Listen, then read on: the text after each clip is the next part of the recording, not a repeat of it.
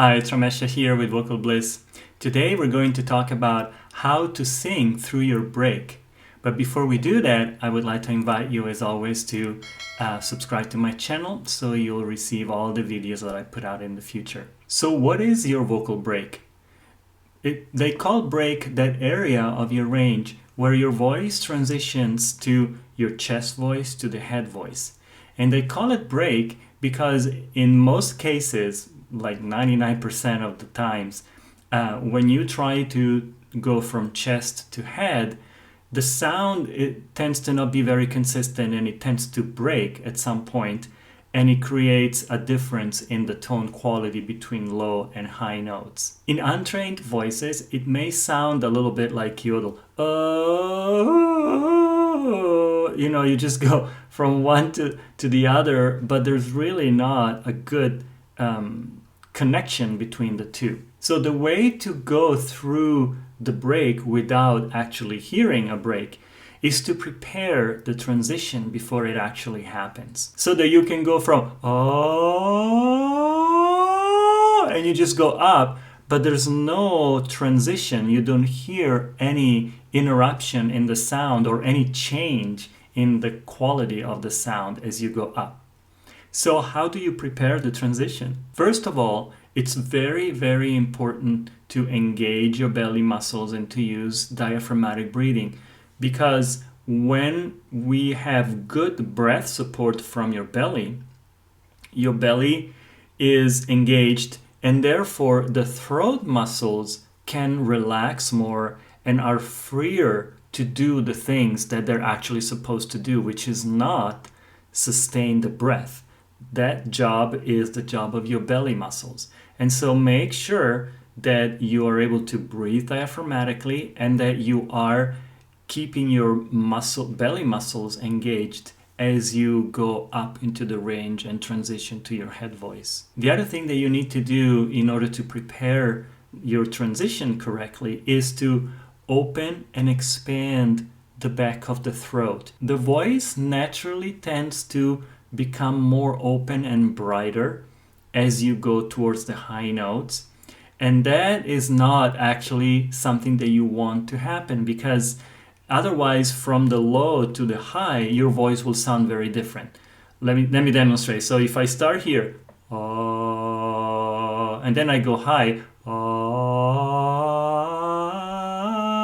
see how different it is up here? It's no longer the same tone. It's more instead of I started with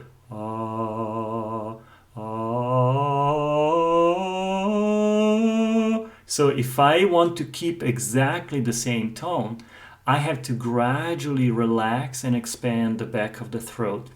And for those of you who are more visual, you might even want to visualize actually the sound of your voice moving to the back of your throat, because you actually feel that there's like a movement. The voice doesn't stay stationary in the place where you started. It actually moves to the back.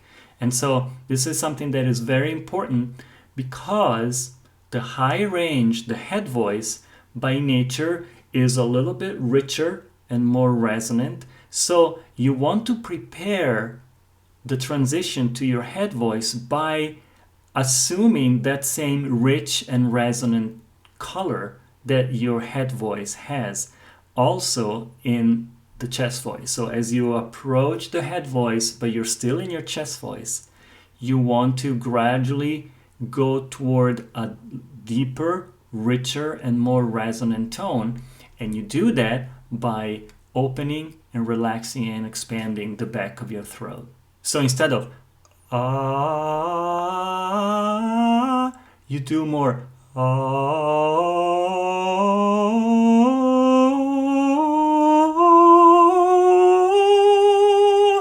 and you go up into your head voice, but your throat is still open and relaxed, and you maintain the same tone.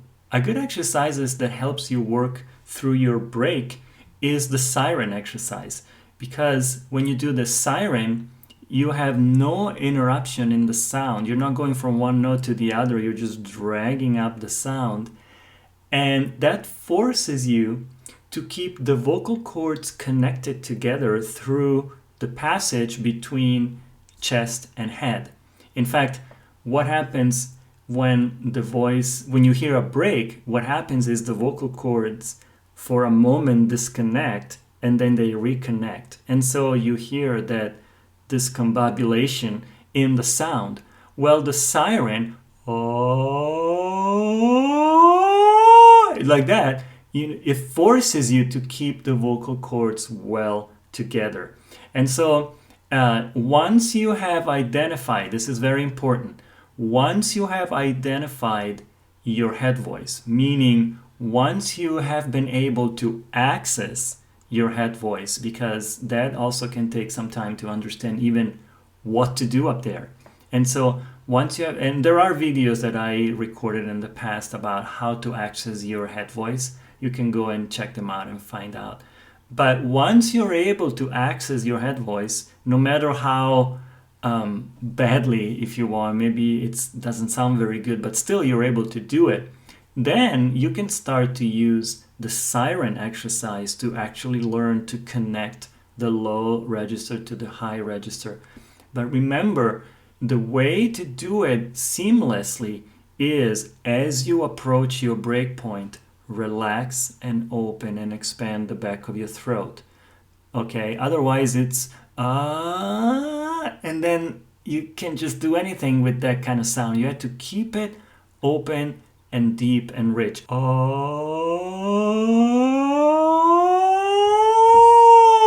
Like that. And so then you're able to really connect the two things. And it may take some time to learn this coordination between throat muscles, different muscles.